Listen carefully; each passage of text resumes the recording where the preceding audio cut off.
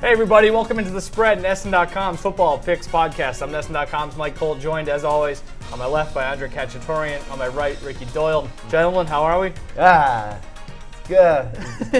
I've been better when it comes to picks. The picks have been tough not lately. good. No, I'm doing great. Ricky's doing great. It's a week I'm week to week. I'm like You went 11-3. I know, like a in veteran week 6. player, kind of working out the kinks every week. Yeah. I'm on the injury report every week, and sometimes you just never know what you're gonna get.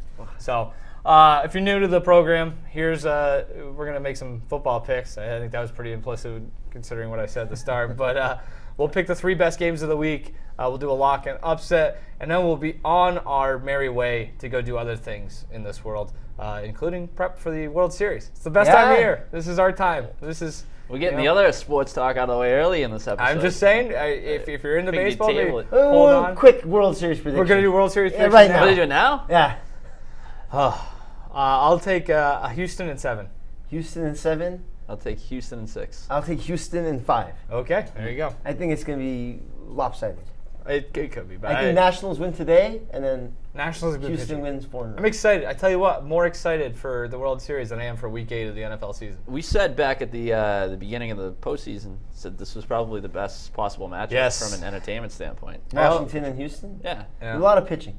Yeah. It's going to come down to the bullpens because the starters are going to be all good. It's going to be 1-1 every game in the 6th, 7th. And I then hope the so. bullpen's going to come in, and we'll see who's better, the Houston bullpen or Washington's bullpen. Nothing would delight me more. All right, how did you do last week in the football? Ricky. We're transitioning now? Yeah. In week 7. People, I can already see the comments now. I'll be like, what are you guys doing? Week 7, Ricky, you led the way, 10-4. Congratulations. You went 9-5 the week before. You're on fire right now.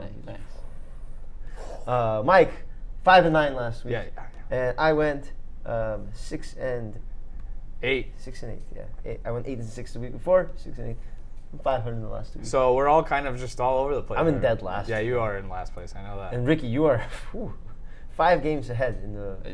I was struggling there for a little bit, though. 5 games? So. This 5 is games. all over the place. All right. Quick betting recap of the week prior. Do it. Underdogs finally started to see some evening out, and that kind of did me in. I went dog heavy last week, and the underdogs went 5-8-1 against the spread. Road teams still staying hot, 9-4-1. Road teams on the season now, What was the 26 push? games over 500.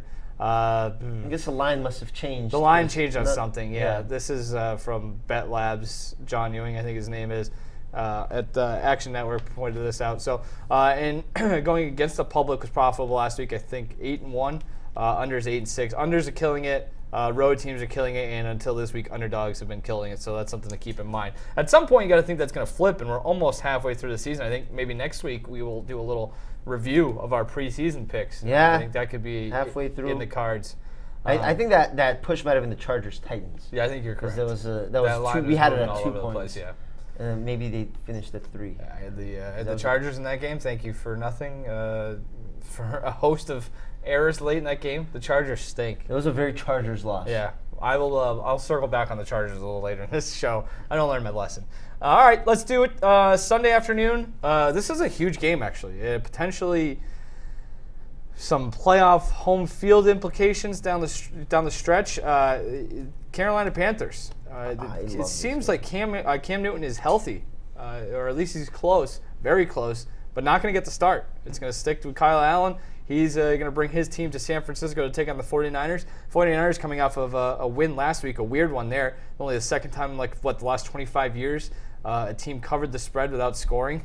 San Francisco did not cover. They won 9-0 at Washington, while Carolina coming off the bye after London in week 6. So the 49ers, undefeated, one of the best defenses in football. They currently sit as 5.5-point favorites in this one against the Panthers. Total stands at 41.5 at the moment. We're pretty much split on the public consensus. So, Ricky, who do you like here? I'm getting a very similar vibe from last week. We talked about Ravens Seahawks and how it felt like those two teams were similar in a lot of regards. I kind of have that same feeling with these two teams. I agree. I feel like the Panthers are sort of a knockoff version of the 49ers. Sure. In that sense, my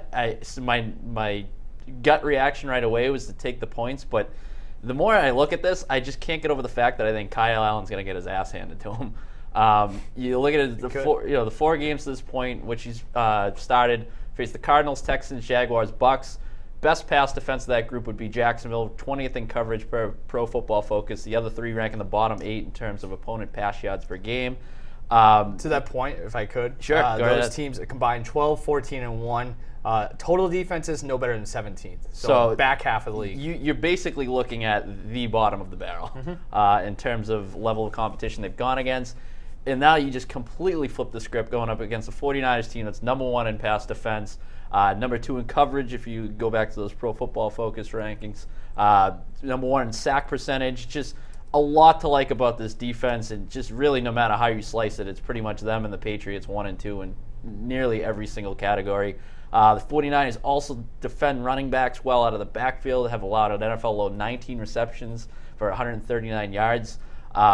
Given the fact that Carolina's offense is pretty much just get the ball to Christian McCaffrey in space and see what happens, I think that could pose some problems. I don't know where Carolina gets the offense in this one. I think they're really going to struggle to move the ball, and I like the Niners even laying the points there. I disagree with you. I'm going to take the Panthers with the 5.5 points. It's 5.5? Is that that's what I got right now, yeah. 5.5. I'm getting a phone call from Spam Risk.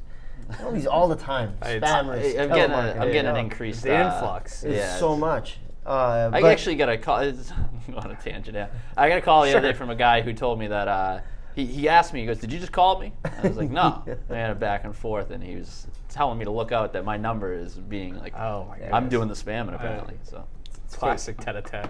Anyways, I'll take Carolina 5.5 points. One thing we're ignoring, you ignored completely, is San Francisco. I tend to do that when it goes against my argument. Yeah.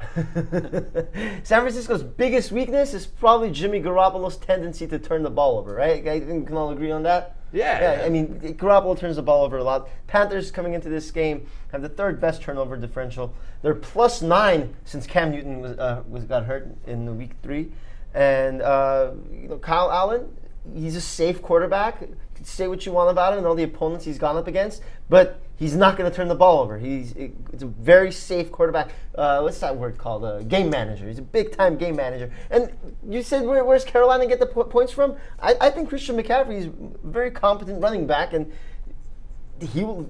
I don't know if Carolina is going to win this game, but 5.5 points is a lot. I like the fact that Carolina gets to the quarterback. 27 sacks this year, one of the highest marks in the NFL. 78 pressures, that leads the NFL. I know San Francisco has done a good job protecting their quarterback, only 8 sacks allowed all year, but I see a lot of pressure on Jimmy Garoppolo in this game, and that pressure is going to lead to some mistakes. Short field for Carolina, some field goals. Joey Sly is one of the best kickers in the league. He can kick 50-yard field goals. I think Carolina keeps it within that number. Yeah, I'm going to take the Panthers and the points as well. I think you look at the injury situation for San Francisco right now. They're without their 2 top tackles. They're without, God, how do you say his name? Juszczyk. He's still out. I think we've seen the last 2 weeks. You kind of have to throw out the Washington game because the weather sucks so bad. But I will say, they've run for only, and this is by relative standards, 236 yards the last 2 weeks, but they're averaging just 2.9 yards per carry. That was after averaging 5.2 yards per carry in their first 4 games this season. So they've clearly, they've felt the impact of those injuries. Now you have a pretty good defense coming to town, and I think this is just one of those ones where you look at the total's 41.5. We're looking at a low-scoring game here. I was gonna say I might even, in general, stay away from the spread in this game and err on the side of going with the under. Yeah, and even then, that's not a lot of points at all. Yeah. I looked up some historical data, and the most recent thing I could find was 2015. But the cover rate or the return on investment for betting teams taking the points with low total games and 42 and under is pretty profitable. So I like that trend. I like just if it's going to be a low scoring game, I'll take the points. I also like the Carolina, a pretty disciplined team. Fewest penalties called per game, second fewest penalty yards per game. To Andre's point, the turnover differential is just the 3rd best in the league. And their 2 losses this season have come by combined 9 points. So So that's a lot of things going our way there. I will say, to Ricky's point, and then this is, I know, in drink, this is when Mike brings up stuff that goes against himself. But Carolina is without, they've been without second-round pick Greg Little on the offensive line. He hasn't played since week 4. And four-time Pro Bowler offensive guard Trey Turner, high ankle sprain, remains out. Looks like neither of them are going to go. So that's something to keep in mind, especially when you're going in there to play that team. But I'm with Andre. I think a turnover somewhere keeps this game closer than it probably should be. I was just looking this up. Jimmy Garoppolo ranks 8th in interception percentage this year, behind Baker Mayfield, Sam Darnold, Ryan Fitzpatrick, Josh Rosen, Jameis Winston, Daniel Jones, and Josh Allen. Not really a group you want to be within, so that's something to keep in mind. He's going to make a mistake at some point, and I think that kind of keeps them in the game here. Especially in a low-scoring game. Yeah, a mistake like that gives the Panthers good field position. Field position is a big thing. The Panthers team is coming off a 7-turnover game against Tampa Bay. Yeah. And that was against another turnover-prone quarterback, in Jameis Winston. And that was a team, Tampa Bay, they limited Christian McCaffrey to under 40 yards again, but they still lost just because they couldn't they kept coughing the ball up. That was a London game.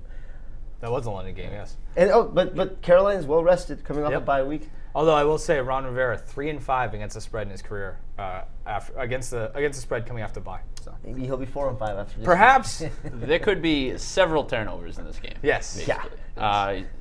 Kyle Allen puts the ball on the ground. That was one thing I was actually just thinking about, is that might not throw picks, but he puts the ball on the ground. Yeah, if you're going to put pressure on him, there's a chance he kind of puts on the carpet. But he didn't fumble in London, so hopefully he can bring that ball protection back across the pond. Yeah, I gotta see it on American soil before I lend any credence to that stat. Something on the exchange rate, blah, blah. All right, speaking of teams coming off a bye, we'll go to Sunday afternoon. The Browns coming off of their bye, and they're going to need all the extra time that they can get. They have to go to Foxborough to take on the Patriots. Patriots on short rest after whooping the Jets' ass on Monday night. He was at 12.5. I see it up to 13 in some spots. Let's go with, I don't know, who cares? I don't really, whatever you guys want to do. Let's call it 13. I'm going to lay the points. Let's make it 14. Yeah. Right, yeah. I think we're all leaning the same direction. Total's 45.5. The weather doesn't seem to be much of an issue at all. 61% last time I checked were on New England. I imagine that number might go up. I want to know if this gets to 14 by kickoff. Who knows? Good luck trying to find a reason for taking the Browns. Maybe somebody will be able to do it on our panel here. I don't think it's going to be Andre who we'll start with, though. No, it's... I mean, Sam Darnold, as great as he played against Dallas, I think Sam Darnold's a better quarterback than Baker Mayfield is. Wow. You don't think so? I mean, Baker Mayfield has 11 interceptions this year. It's a lot of picks. It is. It may be, but it's... They might be the same guy. So if you really want to have it, like as they stand right now, I'd rather take Baker because I think Baker has a better chance to break a big play, but I wouldn't feel good about it with either one of them. I think maybe long-term Sam Darnold ends up, like I feel... Are we doing like lower ceiling, higher floor, like whatever the? I think like Darnold's gonna be more dependable, but you're gonna get big play potential out of Baker. Well, Baker also has a lot more threats on that team. But anyway, in this game, not in this game. Not in this game. Again, the Patriots playing an inexperienced quarterback, second-year quarterback, Baker Mayfield, against quarterbacks with fewer than 20 games of experience since 2016. They're now 17-0 and 12-5 against the spread. And forget that for a second. Just Cleveland, they allow 5 yards per carry on the ground. I expect a big game from the Patriots running attack in this one. Sonny Michel and James White, whoever's back there. every week it changes. But they all do well. So Landon Roberts. Landon Roberts. He was playing fullback, wasn't he? Yeah. Okay. Just give me the Patriots until they give me a reason not to pick them. Okay. Ricky? I'm with you. I'm not going to get... It's a lot of points to lay. It is a lot, but... This is... So, before you get in, is this the most talented team the Patriots have played this year? The Steelers, week 1. See, I keep going back on that whenever I point out the schedule. Like, the Steelers are supposed to be pretty good, right? We all picked them. This is pretty close, yeah. Yeah. The Browns, they stink. They stink. The discrepancy... Cleveland's not good. They're just not good. And I'm glad people are finally coming around on Baker Mayfield not really being that good either.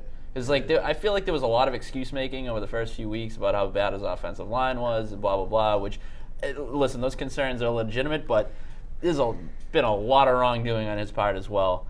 And it's just this is a week where, I mean, every time I sit here and go against the Patriots, it feels like I don't know. I don't feel great. Like I No, took the Jets I last did week. too. That was one of the, Yeah. I'm just shocked that there's so much like. There's just such a track record of them covering huge spreads as well. I mean, 11-4 against the spread in the last 15 games, But favored by double digits. 39-23 against the spread since 2009 when playing an AFC opponent at home. They take care of business. They especially take care of business at home. I don't know. With the Browns, it feels like if you cover up the fact that it's the Browns, block out some of that preseason hype, you'd have less of a problem laying the points. And so, like, that's the thing when you start looking at the numbers, is you're like, this they're is just not a bad football team. They're bad. They're Yeah. not. I mean, they're not much better than some of the other teams that have been notoriously bad for a decade or whatever. Baker Mayfield is on pace for 29 interceptions this year. Like, and been there's all terrible. these excuses for him. There's only he has 2 wins. Jets. It was a Luke Falk game, and everyone's gonna beat Luke Falk. And that Ravens game, okay, he looked good in that one. We'll Good point. Yeah. But some blown coverages by the Ravens defense. I mean, I don't know.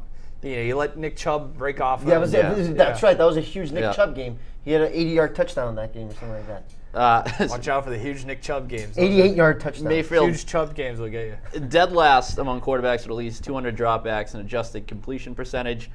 He's been especially What was bad. Dead last among quarterbacks and with at least 200 dropbacks and adjusted completion percentage. It's not Yeah, good. I was gonna say something similar. Yeah, I just want to make sure I wasn't overlapping. Okay, go on. Sorry. Well, no, well, I mean, you can. I just totally railroaded you. I'm Well, sorry. you don't even have to just the narrative of him going up against pressure. I mean, Yeah. you could slice it however many different ways. Yeah. His QB rating against when under pressure, whatever. 24.1. It all comes back to he has not been good, and he's been even worse when he's faced pressure, which the Patriots do as well as anybody in the NFL.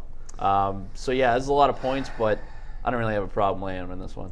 So I looked at this. It's like, what do the Patriots do really well, especially on defense? They get after the passer, right? Number 2 in sacks, number 3 in sack percentage. They're going to put pressure on him. He's going to make bad decisions. What else does New England do really well defensively? They force turnovers. 22 takeaways, 18 interceptions. Cleveland is sloppy with the ball. They have at least a turnover in each of their games this season and 4 in each of their previous 2 games. Mayfield leads the NFL in interception despite already having the bye. And he's got more, and just the general existence of Jameis Winston, who threw 5 picks 2 weeks ago. So, General existence. I mean, the two of them, put them together, you're just gonna it's like a game of Pong going back and forth. Mohamed Sanu. Yeah, sure, whatever. New England 7-1. I think that's going to be a good addition. Probably, of course, it always is. Patriots 7-1 against the spread last 8 games against the AFC North, and this is one thing I kind of looked at from the start. It's like I knew before I even got into the numbers what I was going to find, but Patriots coming off of Monday Night Football, that can be tough for some teams. Since 2011, they're 6-2 straight up, 6-2 against the spread after Monday Night Football, and so this is the thing too. I actually pointed this out on Twitter this morning. We've made a huge deal out of the quarterback thing, right? That's the thing you bring up every week. Yeah. We bring up how bad the offenses they've played. Look at the coaching mismatches every week with this goddamn team. Is There's there any way whatsoever that Belichick does not coach circles around Freddie Kitchens? So it's like you've got so far this season they've had Adam Gase twice. He can't get out of his own way. Freddie Kitchens now, Shermer, Flores. Who else was in there? Jake Gruden. Mike Tomlin. If you like Mike Tomlin, the best one is probably McDermott in Buffalo. So that's a huge thing. I think coaching is something that we probably on this show don't give enough credit to. And you watch a game like that on Monday night, and it's just like there's so much. How are there not better coaches in the league? I don't Imagine they were understand the that. NFC though. Imagine they had like the Eagles schedule. They have to play the Rams, the Vikings. I don't know. the Saints, back-to-back weeks. It's impossible. Yes, I subscribe to that theory probably more than a lot of people would like to give credit to.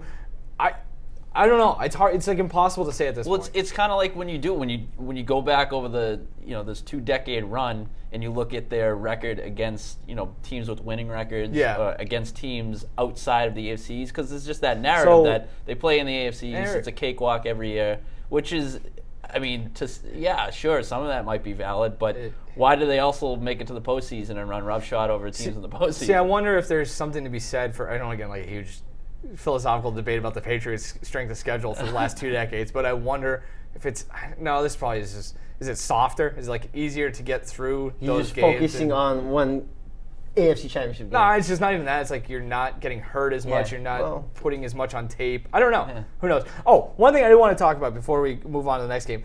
Let's do this. This is a little thought exercise. How does Cleveland? What's the path for Cleveland to cover in this game? All three of us are. I knew this was going to happen. Needs to exactly. go I think that's what it is, right? Keep the ball away from Brady and not turn the ball. It's not even the Brady thing. It's just you have to find a way to score some sort of points. Like giving the ball back to Brady, not the worst thing in the world this season. He's not looked the same player. They obviously don't have a ton of weapons, or at least they don't at the moment. Getting N'Keal Harry back will help. Having Mohamed Sanu will help as well. But they get off script. Monday night, they looked great on that first drive. That was surgical. They get off script after that, and it didn't look as good. Maybe you run the ball, but you're just not going to score against them, right? So the Patriots allowing 4.2 yards per carry per game, 5 over the last 3 games. Chubb, 6 yards per carry his last 4 games. If they give him 30 carries, which they haven't even come close to doing this season, does that keep it close? They can easily trail 14-0 in the first quarter, and boom. I guess the pass rush. I mean, the Browns have at least, they have 19 sacks this season. Braisman sacked 10 times. And he's been pretty Brady when he's faced pressure. Under pressure, has not been great. Of quarterbacks with at least 200 dropbacks, he has the worst completion percentage under pressure. If you're Cleveland, you have, in theory, some personnel that can get after the quarterback. Right. So that's you gotta ruffle his feathers a little bit. Yeah, so it wouldn't be. I don't think it would be shocking if they covered. If the Patriots won this game, 31-20, would that be 13 points? You think the Patriots are gonna give up 20 points in the game? Well, I mean, maybe you're within that. You're looking at a fumble recovery. Or I was gonna say there needs to be. They need a defensive touchdown. Special teams not even play. I don't even. Or just something to tilt the field position. Very much so. In the red zone, and even then, I don't trust them. It's basically gonna be. It's kind of what the Giants did to an extent. Yeah, right. They need to. It's gonna turn into the Patriots. 21 point. Exactly. Well, see, that's the thing. Right, yeah. At the end of the day, that's why I come back to laying the points and taking the Patriots. Because then even then, every time you try to get cute with it, it's like you look up at the end of the game and they win by 21 even if you points. get within 7 or 8, they're late, right? And then Baker somehow strip sack, return for a touchdown. They scored 2 touchdowns on defense every week. It's unreal. All right, let's go to Sunday night. Sunday night, this game looked so much better a week ago, but it's still pretty good. I think this is an interesting game and a measuring stick game for the Green Bay Packers as they go to Kansas City in a rematch of Super Bowl of yesteryear to take on the Chiefs. Maybe a little revenge game for the Chiefs for 55 years ago now, whatever. People don't forget. Yeah, that's true. All right, the Packers 4.5-point road favorites at Kansas City. Obviously, the big thing here: Patrick Mahomes not going to play. He dislocated his knee Thursday night. This opened. It's not funny. I think it was Bet Online had this. The line came out Wednesday before the Thursday night game. Obviously, Kansas City was laying 3.5. So it's an 8-point swing. I think that includes what happens with the Packers did Sunday. Aaron Rodgers, one of the best games of his career. So, like I said, Packers laying 4.5 on the road here. A huge game for both teams. Ricky, who do you like? This is a tough one. It is. It's tough because, when you're looking at this, at least from an offensive perspective with the Chiefs, it's almost like you have to throw all the numbers out the window. What can you really rely on? In that sense, I just sort of looked at the areas unaffected by the Patrick Mahomes injury, and it just seems like there's way too many problems with this Kansas City team outside of, for the most part, Patrick Mahomes is making up for a lot of their deficiencies in other areas. Now, obviously, you no longer have that, but I also think Matt Moore is sort of a imperfect fit. He doesn't really have the mobility that somebody going back to Alex Smith, Andy Reid quarterbacks typically are pretty mobile, and you're not going to have that. So this is going to be a dramatically looking offense, and I'm not sure that they're going to do enough because I just look at other areas of this Chiefs team. Still awful against the run. They still don't generate much of a pass rush, even though they had the 9 sacks last week against Denver. But Denver, their offensive line plays. It's not even that. Joe Flacco is a literal statue back there. Exactly. So. That's one of those things where I don't know how much stock I can put into that performance as well. And then on a back end, Chiefs still somewhat shaky in coverage, just very undisciplined. They don't run the ball particularly well. The offensive line's why they're in this mess to begin with. You saw Mahomes get beat up for 2 weeks in a row. So I don't know. I don't feel great about it. I don't feel great about laying the the point swing that you mentioned. Yeah. I sort of wanted to don't find a either, way to yeah. take the Chiefs, but I'm just not sure because I think Green Bay comes into this game 7th in average time possession, so I do think there's a path there for them to just wear down the Chiefs defense, sort of take the blueprint that the Colts and Texans each took in their victories. So, I think Packers also. I think they can get off to a hot start. I mean, the Chiefs. One thing we've seen from them is they're giving up a lot of points in the first quarter this year. And so if the Green Bay can come out, jump out to an early lead, and then, like I said, just try to wear down that defense. I mean, you're going to make them play catch up with their backup quarterback. Yeah, it's I don't know. I'm anxious to see what the game script comes from Andy Reid right out of the gate. Like what that first drive, that's going to tell you a lot. If there's a guy though you want calling up that, he's got to be it. And so maybe that's where it comes from. But I'm going to take I'll take the hot quarterback, and I'll lay the points here on the road. Yeah, I'm taking the Packers as well. You pretty much touched on everything I was going to say. I don't have anything else to add. Great. Talk like 5 minutes there. No, one more thing to add. Green Bay, most beneficiary yards from penalties. They get a lot of calls for whatever reason. Okay, all right. What do you mean? Yeah. So but also Kansas City is the 5th most penalized team in terms of yardage. So Chiefs not very disciplined. I think that's going to help Green Bay.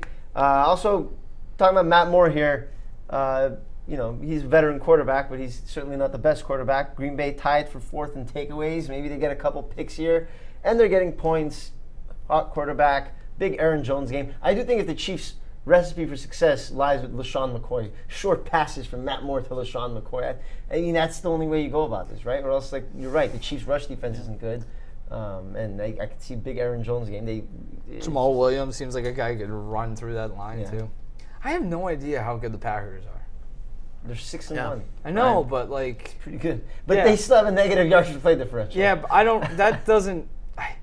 They kind of remind me of like older Patriots teams where the numbers are going to look okay for the defense when it's all said and done because it's like bend don't break and they get opportune turnovers, right. And obviously the quarterback is what he is and the offense is what it is.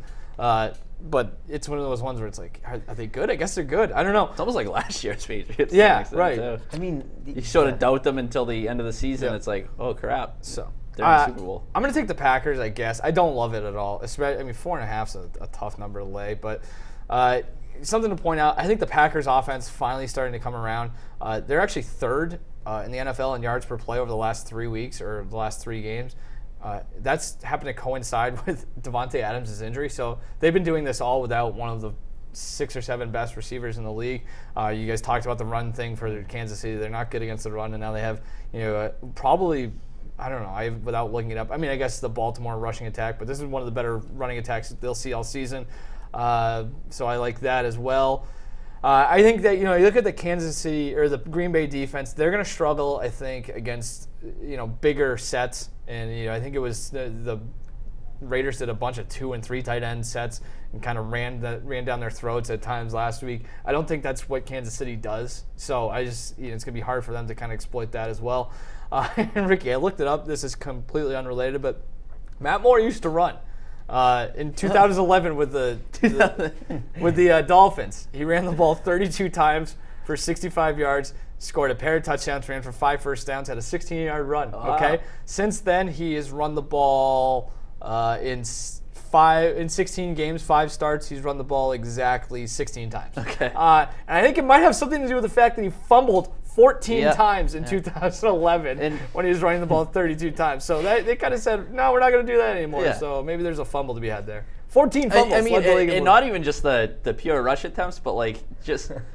No, you're right. I'm what's going to happen? The RPO isn't really a. Are you concerned about that? They flush him out of the pocket. What's going to happen? Matt Moore, a very generic quarterback.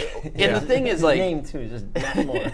I like Matt Moore though. He was good for a little bit there with Miami. It's my thing where, like, I didn't want to write them off immediately based on a guy who was, hadn't played since 2017. Always just being inserted into the lineup. But I just can't figure out what else Kansas City does well. Yeah, that's the problem. Outside of that passing attack, what it was, I mean, they don't really have another signature strength. This isn't a team where you can just plug in anybody and sort of tread water. I think he has like 35, 40 carries for the Packers written all over it. Kind of just try to go at it that way. So. All right, locks, upsets. Andre, who's your lock? I'll take the Rams, 13-point favorites in London over the Bengals. The Rams. Bengals stink, huh? The Bengals do stink. This is you're not afraid of the Zach Taylor revenge game? Is that his name, Zach Taylor? No, I just think Bengals. Bengals allow 5.2 yards per carry. It's the league high, and teams have ran against them 253 times so far this season. It's the most in the league, most rush attempts allowed, and I think this is just Todd Gurley get-right game. He hasn't broken 100 yards this year, averaging just 3.8 yards per carry, but the Bengals will give him confidence back. He'll run right through them, and this is just going to be a nasty game. Sure. Nasty. I love some nastiness. I'll take the Colts, 6-point favorites over the Broncos. This line shifted a little bit. I think it opened around big 4.5. horse game. Peyton Manning revenge game. Yeah, it's a big day for the horses. I'll take the Colts as the superior pony. Broncos 5-16 straight up, 6-15 against the spread on the road since the beginning of 2016. Bad road team. Colts just feel like they're gonna really control the line of scrimmage in this one. 1 week after the Broncos just got trounced. Jack Brissett looking good too. He looks good. Kobe Brissett, you could call him too. Kobe Brissett. A lot of Playing options like Kobe. NBA stars today. Yeah, big deal. We'll touch on that at the very end. Sure. Give our overs. For my lock, I'll take Tennessee at home again against Tampa Bay, 2.5 points. Oh, I love this. This is leading into my upset. I love it. I think Tennessee's been really good. Not really good. Pretty good. Rushing the passer, especially at home. They're better at home. Jameis Winston, a sub-60 passer rating under pressure. Tannehill, about time. I mean, Marcus Mariota stunk. They went to Tannehill. I mean, it's one game. You don't want to get too carried away.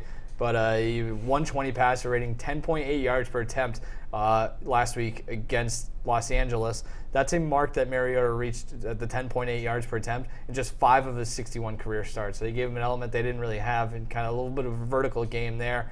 Also, Tampa Bay is in the midst of a pretty tough stretch here where they haven't played a home game since week 3. They've had to go to London, and I think they go to Seattle next week, so they're kind of in a tough spot here. So. I think a tough stretch like that really unites the team. They can go, yeah. They get team dinners together. We have to make a lock, and I need a reason to take the Titans, so I said it. I'm going with Tampa. You can figure out a lot at the dinner table. I love Tampa's rush defense. This is the same team that kept Christian McCaffrey to below 40 yards twice. They've gone up against other elite running backs. They have a very good run defense. Very good run. 2.9 yards per carry. They faced Ryan Tannehill yet. Tennessee's run defense is Tennessee's not going to be able to run the ball. And now Ryan Tannehill is going to be forced to throw the ball a ton. I don't know if I trust him as much as you do. I think Tampa Bay wins this game. All right, well, let's speed through these because we got some breaking news. Ooh, all right. Upset, I'll take the Giants, 7-point underdogs over the Lions. Lions still got some problems on stopping the run. Just got toasted by Dalvin Cook. Ranked 28th in opponent rush yards per game, 28th in opponent yards per carry. I think this is the week that Saquon Barkley has a breakout performance coming off that injury. So, like the Giants, went outright. I'll take the Chargers getting 4 at Soldier Field against the Bears. Mr. Trubisky, very bad, as you may have heard. Chargers run defense, I think the Bears are going to come out and try to run the ball a lot this week. Chargers run defense has been up and down, but they did hold Tennessee to under 100 last week. I think losing Akeem Hicks is a huge thing that not a lot of people are talking about with the Bears. He played just 8 snaps in week 5, so let's just say he didn't play that game. So in the 2 games without him so far since then, they've allowed an average of 160 yards on the ground, and now they get Melvin Gordon and Austin Eckler.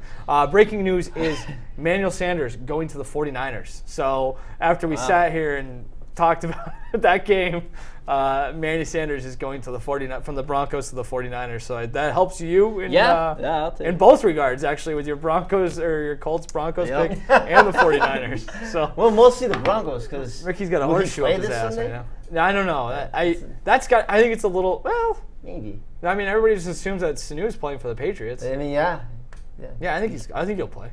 I don't know how much of an impact either one of them will have, but that's got to be. It's a nice shot in the arm for the team to say, hey, we're bringing in I like Manny Sanders, good player. All right, that was fun. So there you have it.